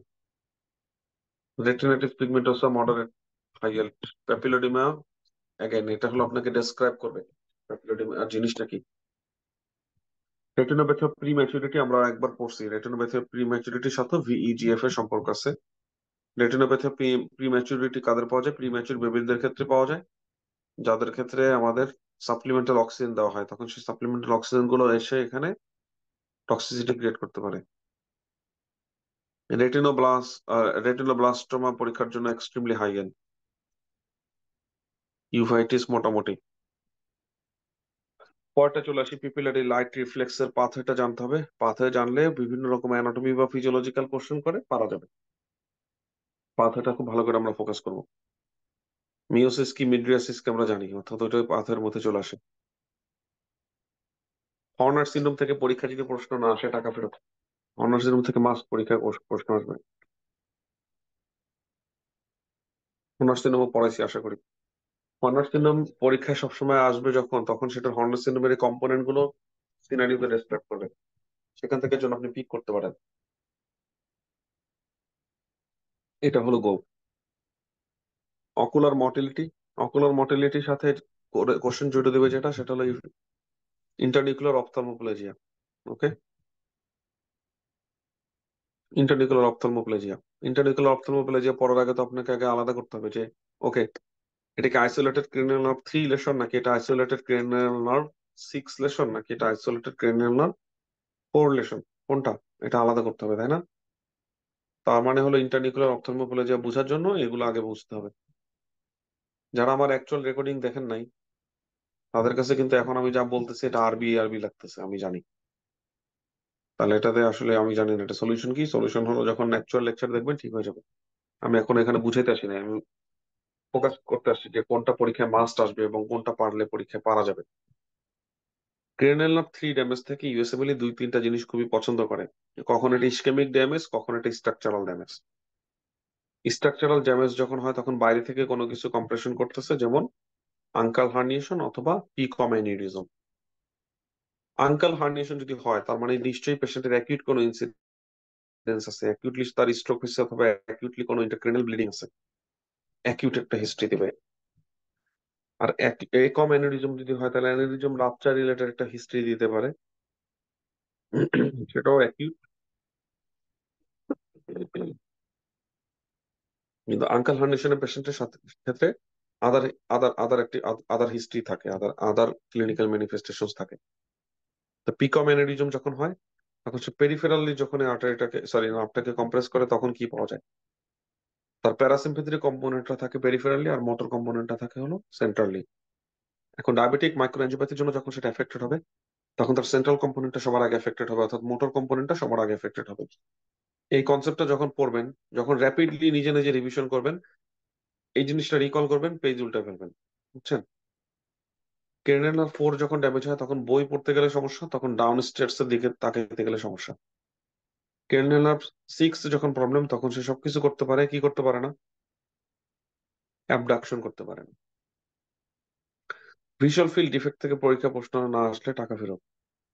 প্রথমে যে জিনিসটা বুঝতে হয় সেটা হলো কি, সেটা হলো এখানে যেই নোমেনক্লাচার এখানে যেই টার্ম গুলো আছে সেই টার্ম গুলো যেন আমরা বুঝতে পারি যে কথাটা বলতে কি বোঝায়। অ্যানোপিয়া বলতে কি বোঝায়, হেমি অ্যানোপিয়া বলতে কি বোঝায়, হোমোনাইমাস হেমি অ্যানোপিয়া বলতে কি বোঝায়, কোয়াড্রেন্ট অ্যানোপিয়া বলতে কি বোঝায়। এবং যখন মেডিকেলে আরেকটা টিপস আমি আপনাকে দিই, মেডিকেলে পড়ালেখার একটা টিপস আমি আপনাদেরকে দিই, হ্যাঁ, ছোট যারা তাদেরকে দিই, সবাইকে দিই আসলে, যার জন্য এটা হেল্পফুল। অনেকে হয়তো এটা অলরেডি শুনছেন আমার কাছ থেকে। কি মনে হয় মেডিকেলের পড়া বা ইউএসএমএল কি মানে ভাস্ট নাকি অত ভাস্ট না? কি মনে হয়? নাকি মনে হয় না ভাই এটা আসলে বিশাল? এটা বিশাল, এই ব্যাপারে কোনো সন্দেহ থাকা উচিত না, ঠিক আছে। আর আমি আপনাদেরকে আরেকটা কথা বলি না, যে আপনার ব্রেন রে আপনি যা বলবেন, আপনার ব্রেন রে আপনি যা শিখাবেন ও তাই শিখবে। আপনার ব্রেন রে আপনি আপনি যেভাবে গড়ে তুলবেন ও ওইভাবে গড়ে উঠবে, ঠিক আছে। আমাদের সবার একটা ফলস অ্যাপ্রোচ আছে, আমি ফলস অ্যাপ্রোচটা বলি। যেমন আপনি যদি খালি আপনার দুঃখের দিকে ফোকাস করেন আপনি দুঃখী মানুষ হবেন। এটা একেবারে মানে মানে কি বলে, এখানে কিছু করার নাই। এটা আর্গুমেন্টে জেতার জিনিস না। যখন আমি কাউকে এগুলো নিয়ে বুঝাতে চাই মানে মনে হয় যেন মানে ওরে এখন ও আর্গুমেন্টে জিতে যাচ্ছে।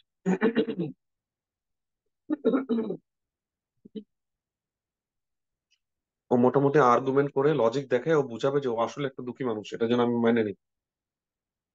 যা মাইনে নিলাম, লাভটা কি ভাই? কোনো লাভ নাই। একটা সিঙ্গেল কোশ্চেন যদি জিজ্ঞেস করি যে আপনি অনেক দুঃখে আছেন, অনেক কষ্টে আছেন, ফাইন, আপনার এই লাইফে আসতে চাই খুশি মনে, এরকম মানুষ পৃথিবীতে আছে কিনা? যে he or she will be more than happy to have this life. খুঁজলে দেখা যাবে, হ্যাঁ, অফকোর্স এরকম মানুষ আছে। সবচেয়ে মজার ব্যাপার হলো, মানে আরো বেশি ইন্টারেস্টিং ব্যাপার হলো, আমার কলিগ হলো একজন এরকম, মানে সে খুব আর্গুমেন্টিভ এর ব্যাপারে, যে তার অনেক দুঃখ, তার অনেক কষ্ট, তার কোনোভাবে মোটিভেট করা যায় না। বরং তার এটা আমি যদি মাইনে নিই, হ্যাঁ তোর ভাই অনেক দুঃখ অনেক কষ্ট, তাহলেই মনে হয় যেন ও উচিত। পরে যখন জিজ্ঞেস করা হলো যে মানে তোমাকে যদি একটা অপশন দেওয়া হয় যে তোমার ফার্দার কোনো ডেভেলপমেন্ট হবে না, ফার্দার কোনো ইমপ্রুভমেন্ট হবে না, অ্যাজ ইট ইজ, ওকে, বর্তমান লাইফ এবং your life 2 years from now, আজকে থেকে 2 বছর আগে তোমার লাইফ যেটা ছিল সেটা, কোনোটারই মানে দুইটাই হবে অ্যাজ ইট ইজ, ফিক্স, কোনো ইমপ্রুভমেন্ট হবে না দুইটা থেকে। এবং রেস্ট অফ দ্য লাইফ তোমাকে এই অবস্থাতেই থাকতে হবে, কোনো মুভমেন্টের গ্যারান্টি নেই। কিন্তু ফিক্স। এই দুইটা থেকে তুমি কোনটা নেবা? তখন মানুষের রেসপন্স থাকে যে না, অবশ্যই এখন আমি যেটা আছি সেটা নেই। এগেন হয়তোবা সবার এরকম থাকে না, এবং এগেন এটা আমরা মানে মানে অস্বীকার করা জিনিস না। মানে being empathetic, being a good listener, এটা ডিফারেন্ট স্কিল। প্রতি মানুষের কষ্ট আছে, প্রতিটা মানুষের সমস্যা আছে, প্রতিটা মানুষ স্ট্রাগল করতেছে, অবশ্যই সেটা আমরা শুনবো। কিন্তু এটা হলো আমাদের নিজেদের জন্য, আমরা কিন্তু এখানে বসছি, এটা আমরা আমরা এখানে আমি না, ওকে, এখানে আমরা আমরা যখন আমাদের নিজেদের কথা চিন্তা করবো, আমরা অন্য দিকে যখন তাকাবো তখন বলবো হারে মানুষটা কত কষ্ট, আল্লাহ তাদের সহজ করে দিক। আর আমরা যখন নিজের দিকে তাকাবো তখন এইভাবে চিন্তা করবো না, আমরা যখন নিজের দিকে তাকাবো তখন অন্যভাবে চিন্তা করবো। ঠিক আছে?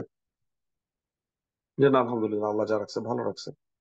আমি তো আমার নিজের জীবনের আগের এই ফেজে ফিরে যেতে চাই না, অর্থাৎ আমার নিজের জীবনে তো এরকম ফেজ আছে যেখানে আমি ফিরে যেতে চাই না। তারপরে ঠিক আছে, আমি এতটুকু কষ্টে আছি, কিন্তু আলহামদুলিল্লাহ আল্লাহ এত ভালো রাখছে যে পৃথিবীর অনেক মানুষ আমার এই লাইফ পেলে হ্যাপি হবে। Again, এটা কিন্তু আমি আপনাদেরকে বলি না, এটা হলো আমরা, এখন হলো আমরা হয়ে যাই। তো অবশ্যই যখন একটা মানুষ দেখবো যে সে মানুষটা কষ্ট করতেছে, মানুষটা কষ্টে আছে, অবশ্যই উইল বি এমপ্যাথেটিক। অবশ্যই অবশ্যই অবশ্যই। ওকে।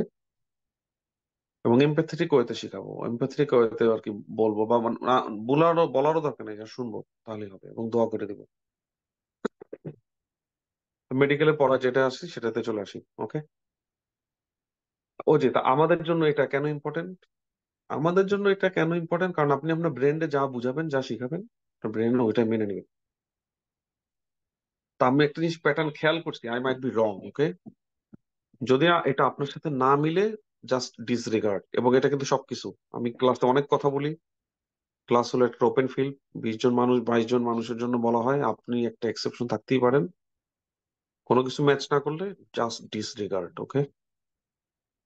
আমার যেটা একটা পার্সোনাল এক্সপিরিয়েন্স, 2012 সাল থেকে মেডিকেল স্টুডেন্ট পড়াই, এখনো পর্যন্ত এক্সেপশন খুবই কম, খুবই রেয়ার। মেডিকেল স্টুডেন্টের প্রত্যেকের একটা টেন্ডেন্সি থাকে, একটু রিভাইজ করা লাগবে ভাই। মানে ও একবার পড়বে, পড়ার সাথে সাথে ওর নিজের ব্রেনকে বুঝাবে, ও নিজেরে বুঝাবে, একটু রিভাইজ করা লাগবে, কিন্তু একটু রিভিশন না দিলে হবে না। আচ্ছা, এটা আপাতত একটু পড়ি, আবার রিভিশন দিলে ঠিক করে ফেলবো।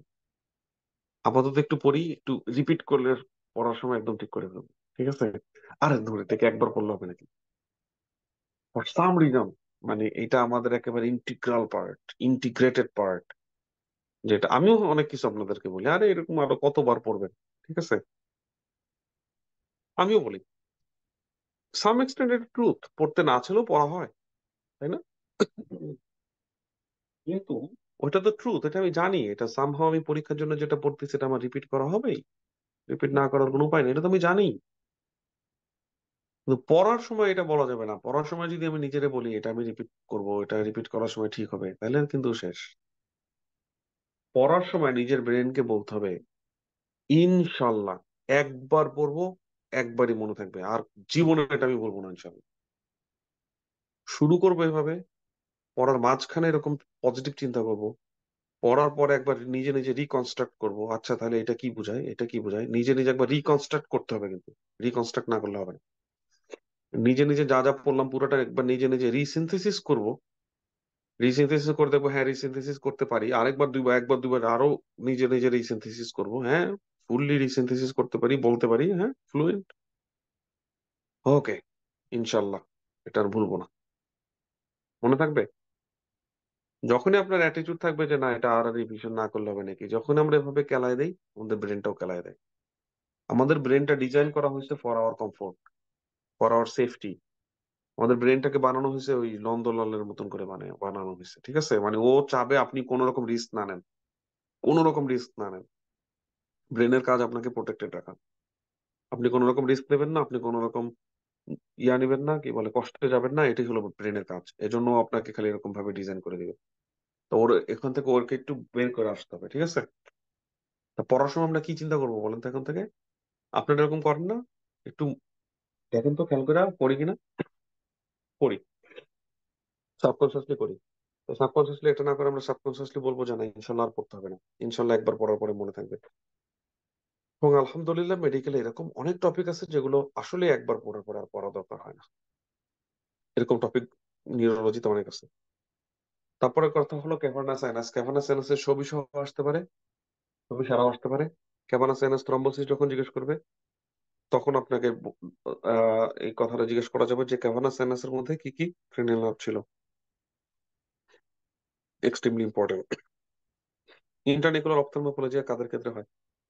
Extremely important. ফাইন্ডিংস কি? আপনাকে ডেসক্রিপশন দেবে, ডেসক্রিপশন শুনে বুঝতে হবে যে এটা ইন্টারনিকুলার অপথ্যালমোপ্লাজিয়া। আমি শর্টকাট শিখাই দিছি। ফার্মাকোলজি যখন বলবো সবচেয়ে বেশি ইম্পর্টেন্ট এখানে, প্রতিটা জিনিস ইম্পর্টেন্ট। অ্যান্টি কম্পালসন খুবই ইম্পর্টেন্ট। এটার ইউজ আর ইউজ মেকানিজম অ্যাকশন, অ্যাকশন হচ্ছে বেশি ইম্পর্টেন্ট হলো ইউজ আর অ্যাডভার্স ইফেক্ট। ইউজ আর অ্যাডভার্স ইফেক্ট, ঠিক আছে? ফিনাইটোইনের একটা কমন অ্যাডভার্স ইফেক্ট হলো ড্রাগ ইন্টারাকশন। ফিনাইটোইনের সাথে যেটা সম্পর্ক সেটা হলো হেপাটোটক্সিসিটি, টেরাটোজেনিসিটি, ফলেট ডিপ্লেশন করে দিচ্ছে। কার্বামাজেপিন হলো সোডিয়াম চ্যানেলকে ব্লক করে, ফাইন। তো তার একটা কমন সাইড ইফেক্ট যেটা পরীক্ষায় আসবে সেটা হলো এসআইএডিএইচ করে, এক্সট্রিমলি ইম্পর্টেন্ট। একটা ড্রাগের সাথে একটা জিনিস অ্যাসোসিয়েটেড, এরকম অনেক কিছু আছে। যেমন কার্বামাজেপিনের সাথে এসআইএডিএইচ, কার্বামাজেপিনের সাথে অ্যাগ্রানুলোসাইটোসিস, এই দুইটা জিনিস বেশি ইম্পর্টেন্ট। গাবাপেন্টিনয়েড, গাবাপেন্টিনয়েডের সাথে এরকম কিছু নেই, ওয়েট গেইন দিতে পারে। ইথোসাক্সিমাইড, ইথোসাক্সিমাইডের সাথে ওরকম ওয়ান ওয়ার্ড অ্যাডভার্স ইফেক্ট কিছু নাই, কিন্তু ইথোসাক্সিমাইডের সাথে ইউজ আছে, অ্যাবসেন্ট সিজারে দেওয়া হয়। ভ্যালপ্রয়েড ও তারপরে কার্বামাজেপিনের সাথে ওয়ান ড্রাগ, কি বলে, ওয়ান লাইন ইয়াস ইউজ আছে, ট্রাইজিবেলানিকল যাতে দেওয়া হয়। ল্যামোট্রিজিন খুব কমন ইউজ করা হয়, ল্যামোট্রিজিন, রাইট? তারপরে ভ্যালপ্রয়েড, ভ্যালপ্রয়েড হেপাটোটক্সিসিটি করে, প্যানক্রিয়াটাইটিস করে, এক্সট্রিমলি ইম্পর্টেন্ট। এই দুইটা খুবই খুবই ইম্পর্টেন্ট। ওকে, এই তো অ্যান্টি কনভালসেন্ট ড্রাগ কন্টিনিউড, এগুলো কি তাহলে? ও বিভিন্ন মেকানিজম অ্যাকশন দেখাইছে। বারবিচুরেটের মেকানিজম অ্যাকশন পড়বো, অ্যাডভার্স ইফেক্ট গুলো পড়বো। বেনজোডাইজেপিনের মধ্যে কোনটা লিভার ফেলিউরে দেওয়া যাবে, এই জিনিসটা পড়তে হবে, ঠিক আছে? আর স্লিপ সাইকেলকে সে কিভাবে এফেক্ট করে, স্লিপ সাইকেলটা একজন পড়াতে বলছিল, আজকে শেষে পড়ে দিচ্ছি। স্লিপ সাইকেল অলরেডি আপনাদের পড়ানো হয়ে গেছে বা আপনারা অলরেডি বুঝেন। কোথায় সমস্যাটা হয়, সমস্যাটা একবার অল্প একটু দেখাই দেবো, তাহলে বুঝবেন। নন বেনজোডাইজেপিন হিপনোটিক্স কি কি আছে, ট্রিপটানের ইউজ কি কি, পার্কিনসন ডিজিজের ড্রাগ গুলো এক্সট্রিমলি ইম্পর্টেন্ট, পার্কিনসন ডিজিজ বাদ দেওয়া যাবে না। পার্কিনসন ডিজিজের কোন ড্রাগ গুলো সেরোটোনিন সিনড্রোম করতে পারে, এক্সট্রিমলি ইম্পর্টেন্ট। পার্কিনসন ডিজিমে সবকিছু ইম্পর্টেন্ট। অ্যালজেবারের ক্ষেত্রে ফার্মাকোলজিক্যাল টার্গেট কি, স্টেপ 3 পর্যন্ত ইম্পর্টেন্ট। অ্যামাইট্রোপিক ল্যাটারাল স্ক্লেরোসিসের ফার্মাকোলজিক্যাল টার্গেট কি, হান্টিংটন ডিজিজের ফার্মাকোলজিক্যাল টার্গেট কি। লোকাল অ্যানেস্থেটিক্স মোটামুটি, জেনারেল অ্যানেস্থেটিক্স ইম্পর্টেন্ট। ম্যালিগন্যান্ট হাইপার, কিছু সাইড ইফেক্ট আছে পরীক্ষায় মাস্ট আসবে, যেমন ম্যালিগন্যান্ট হাইপারথার্মিয়া মাস্ট আসবে। স্কেলেটাল মাসেল রিল্যাক্সেন্টের মধ্যে সাইক্লোবেনাজেপ্রিনটা বেশি আসবে পরীক্ষায়, আর ব্যাকলোফেন। মাসেল স্পাস্টিসিটি দেওয়া হয় তাদের, মেকানিজম অ্যাকশন পরীক্ষায় আসবে। অপারেট অ্যানালজেসিকের মধ্যে সাইড ইফেক্ট পরীক্ষা বেশি বেশি আসবে, কনস্টিপেশন করে যেটা কিনা ইমপ্রুভ হয় না।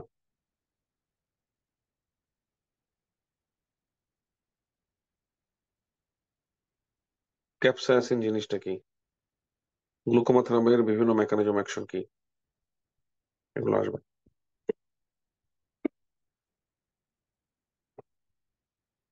এখন চলেন আমরা চলে যাচ্ছি স্লিপ ফিজিওলজিতে। স্লিপ ফিজিওলজিটা আমাদের পড়ানো হয়নি, সেটাতে চলে যাচ্ছে।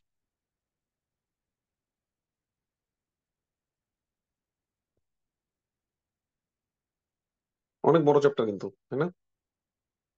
একবার পড়ার পর একবার রিভিশন করতে দেখবেন অনেক সময় লাগবে। আর এটা একটু রিভিশনে রাখেন, অর্থাৎ নেক্সট সিস্টেম পড়ার পরে চেষ্টা করেন আরেকবার এটাকে একটু রিভাইজ করা যায় কিনা, অথবা 1 সপ্তাহ 2 সপ্তাহ পরে আবার একটু এখানে ফিরে আসা যায় কিনা। ওকে, আচ্ছা। স্লিপ সাইকেলের সমস্যাটা কি সেটা বলি। স্লিপ সাইকেলে অনেক কিছু আপনারা পারেন, আপনারা যেটা মনে করছেন ডেপথ অফ দ্য স্লিপ, মনে হয় এই যে এইভাবে এই বরাবর এইভাবে আগেলাম, এটাই মনে হয় ডেপথ অফ দ্য স্লিপ না। ডেপথ অফ দ্য স্লিপটা করার জন্য গুগল করলেও দেখতে পাবেন যে ডেপথ অ্যাকচুয়ালি বলতে কি বোঝায়। প্রথমে হলো N1, তারপরে হলো N2, তারপরে হলো N3। তাহলে আপনি এভাবে ডিপে যাবেন, ডিপে যাচ্ছেন, ডিপে যাচ্ছেন, ডিপে যাচ্ছেন, ফিরে আসবেন N2 তে, N2 তে ফিরে আসছেন, N1-এ ফিরে আসছেন, তারপরে যে আপনি আবার শুরু করবেন র্যাপিড আই মুভমেন্ট স্লিপ। ঠিক আছে? এটা হলো ফার্স্ট ফিজিওলজি, যেটা আমরা বুঝতে ভুল করি, যেটা আমাদের এই ছবিটা দেখলে এটা বুঝতে ভুল হয়। ছবি দেখলে মনে হয় এটা থেকে যত নিচের দিকে যায় তত বেশি ডিপ না। এটা ব্যাপারটা হলো এভাবে আসি, আবার এভাবে ব্যাক করি, এভাবে আসি, আবার এভাবে ব্যাক করি, এভাবে আসি, আবার এভাবে ব্যাক করি। ঠিক আছে? 1 2 3, আবার 2 তে ফিরে আসি, মানে 3 তে থাকি, আবার 2 তে ফিরে আসি, 1-এ ফিরে আসি, এই এভাবে এভাবে আমাদের স্লিপ সাইকেলটা হয়। আর এই ফেজটা হলো আমাদের র্যাপিড আই মুভমেন্ট ফেজ। ওকে। আচ্ছা, এখন আসি পরীক্ষা আসবে কি কি।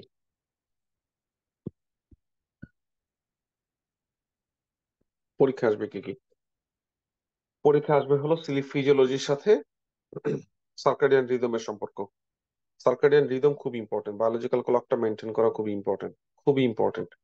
এর জন্য ফিক্স টাইমে ঘুমাইতে যাওয়া, ফিক্স টাইমে বেড থেকে ওঠাটা আপনার ফ্যাটিগনেস দূর করার জন্য ইম্পর্টেন্ট। আচ্ছা, অনেকেই বলছিলেন যে ভাইয়া কিভাবে ওই যে স্লিপ কোয়ালিটি ইমপ্রুভ করা যায় এবং আমরা যেন এনার্জেটিক হই, সে ব্যাপারে কি কি কাজ করা যায়, তাই তো?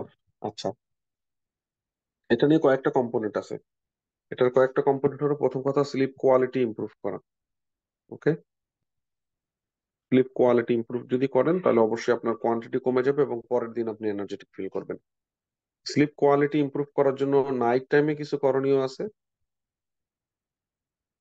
নাইট টাইমে কিছু করণীয় আছে, ডে টাইমেও কিছু করণীয় আছে।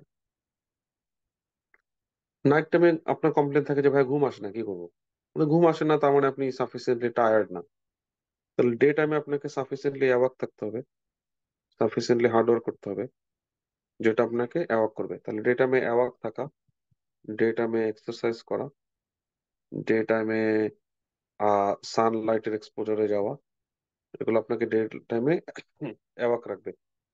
ডে টাইমে ন্যাপের পরিমাণ কমানো, ন্যাপ না নেওয়া অলমোস্ট, যদি নিতে হয় খুবই শর্ট। এটা হলো আপনাকে ডে টাইমে অ্যাওয়াক রাখবে, ডে টাইমে আপনাকে অনেক বেশি এনার্জি খরচ করাবে। দেন অটোমেটিক আপনি নাইট টাইমে স্লিপি ফিল করবেন। এখন আসি স্লিপের কোয়ালিটি কিভাবে ইমপ্রুভ করতে হয়। খেয়াল করছেন অলরেডি লাইট আপনার স্লিপ কোয়ালিটিকে এফেক্ট করে, তার মানে লাইটের এক্সপোজার কমাতে হবে। তাহলে লাইটের এক্সপোজার কমানোর জন্য মোবাইল টিপা বন্ধ করতে হবে অনেক আগে, পিসফুল রুম ক্রিয়েট করতে হবে এবং ডার্ক রুম ক্রিয়েট করতে হবে। তারপরে আপনি দিনের বেলা অ্যাওয়াক থাকার জন্য আরেকটা জিনিস নেন, যেটা সেটা হলো ক্যাফিন। ক্যাফিন ব্লাডে 8 থেকে 10 ঘন্টা থাকে, 12 ঘন্টা পর্যন্ত থাকতে পারে। তাহলে লাস্ট ক্যাফিন হবে ঘুমাতে যাওয়ার 12 ঘন্টা আগে। ঠিক আছে? তাহলে 12 ঘন্টা আগে হবে লাস্ট ক্যাফিন। খালি একটা জিনিস মানেন, একটা দুটো মানলেও দেখবেন আপনি জীবন চেঞ্জ হয়ে গেছে। তাহলে লাইট এক্সপোজার যতটুকু সম্ভব কমানো, 12 ঘন্টার আগে থেকে, মানে ক্যাফিন না খাওয়া, খুব বেশি ভরা পেটে না খেয়ে ঘুমানো, খুব বেশি ভরা পেটে খেয়ে না ঘুমানো আর কি। ঠিক আছে? স্লিপ হাইজিন যেটাকে বলে।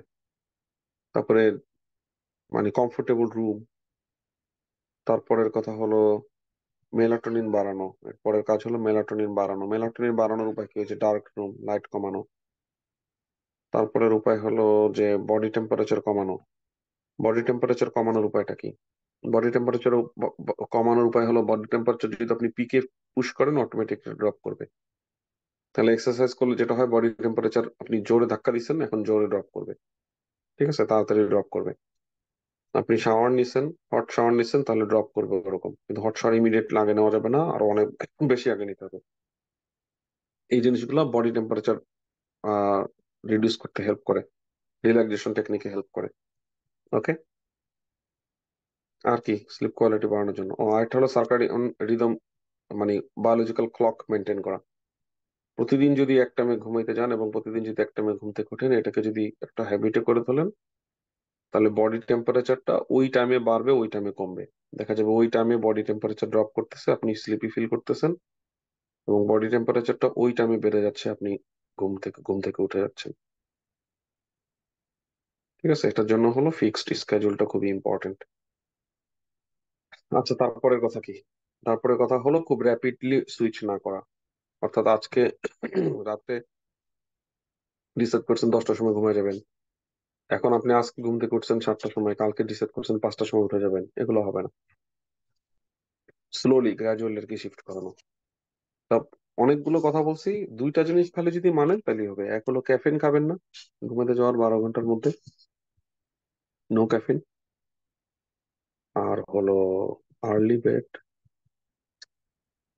আর্লি বেডে গেলে যেটা সুবিধা সেটা হলো অটোমেটিক আপনার লাইট এক্সপোজার কমে যায়। এই দুইটা ফলো করেন। আর দিনে ঘুমেন না, ন্যাপ নিয়েন না। দিনে কোনো ন্যাপ নেওয়া নেই। ঠিক আছে, এই তিনটা করেন, দেখেন রাতে ঘুম আসে না না আসে।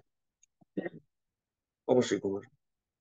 ওকে, রাতে যখন ঘুম আসবে উইদাউট ক্যাফেইন এবং সারাদিন অনেক কাজ করছেন কোনো ন্যাপ ছাড়া, অবশ্যই ঘুমের কোয়ালিটি ভালো হবে। পরের দিন একটু তাড়াতাড়ি ঘুম থেকে উঠে যান। অর্থাৎ তাহলে আপনার স্লিপ ইনিশিয়েট করতে প্রবলেম নাই, পরের দিন উঠে যাবেন তাড়াতাড়ি। পরের দিন উঠে যাওয়ার পরে হ্যাঁ একটু ড্রাউজি লাগবে, প্রথম কয়েকদিন অ্যাডজাস্ট করতে সমস্যা হয়, পরে দেখবেন ইভেন্চুয়ালি ঠিক হয়ে গেছে। ফলে এই জিনিসটা বুঝতে আমার অনেক সময় লাগছে। আমি আমার পুরো লাইফে সারা জীবন আমি ড্রাউজি ছিলাম ওই রাত্রেবেলা চা খাওয়ার জন্য। ঠিক আছে, খালি একটা জিনিস যখন আমি বাদ দিছি, রাত্রেবেলা চা খাওয়া বাদ দিয়ে দিছি, মানে এনার্জি বেড়ে গেছে মনে করেন 3-4 গুণ। তা আপনাদের ক্ষেত্রে এটা হবে, যদি রাত্রেবেলা সন্ধ্যার সময় চা খাওয়াটা বাদ দিয়ে দেন, খুবই খারাপ লাগবে, খুবই ফ্যাটিক লাগবে ইনিশিয়ালি। একটা জিনিসকে যদি বাদ দিতে পারেন, দেখবেন আপনার এনার্জি অনেক বেড়ে গেছে, আপনার ডে টাইম স্লিপিনেস অনেক কমে গেছে, দিনের বেলা আর স্লিপি লাগবে না। ঠিক আছে, ওকে। পরীক্ষা এখান থেকে কি আসবে? এখান থেকে মেলাটোনিনের সম্পর্কটা আসবে পিনিয়াল গ্ল্যান্ড থেকে। ওকে, দুইটা স্টেজ হয়, র্যাপিড আই মুভমেন্ট স্টেজ এবং non rapid eye movement stage. Alcohol, benzodiazepine, barbiturate associated with decrease rapid eye movement sleep. Rapid eye movement স্লিপটাকে এফেক্ট করতেছে। এটা হচ্ছে বড় সমস্যা হলো সে N3 স্লিপটাকে এফেক্ট করতেছে। তো N3 স্লিপ যেটা, অর্থাৎ নন র্যাপিড আই মুভমেন্টের স্টেজ 3টাকেও এফেক্ট করতেছে, কমায় দিচ্ছে alcohol, benzodiazepine, barbiturate. That's why তার ডিপ লেভেলে যে স্লিপটা সেটা কিন্তু এফেক্টেড হচ্ছে, যদিও তার স্লিপ ডিউরেশন বেড়ে যেতে পারে এটার মাধ্যমে। ওকে, সো এই কথাটা ইম্পর্টেন্ট যে কোনটা কাকে এফেক্ট করে। তারপরে চলে আসি যে কোন ওয়েভ পাওয়া যায়, এটা কি ইম্পর্টেন্ট কিনা পরীক্ষায় আসবে না, সত্যি আসবে না। ও জানা ভালো। যখন আপনি অ্যাওয়াক আছেন তখন আপনার beta, lowest amplitude. Award I open, I close, তখন হলো আলফা। এগুলো আসবে না পরীক্ষায়, শুধু শুধু পড়া আর কি। পরীক্ষায় যেটা আসবে যে কোনটা হলো ডিপেস্ট এবং কোনটার সাথে রিলেশনশিপ আছে। যেমন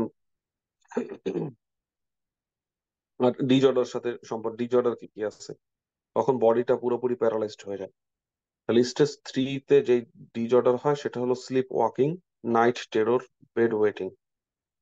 আর র্যাপিড আই মুভমেন্ট ফেজে যেটা হয় তখন মানুষ প্যারালাইজড হয়ে থাকে, তখন low muscle tone, brain oxygen use বেড়ে যায়, পালস, বিপি এগুলো ভ্যারিয়েবল হয়।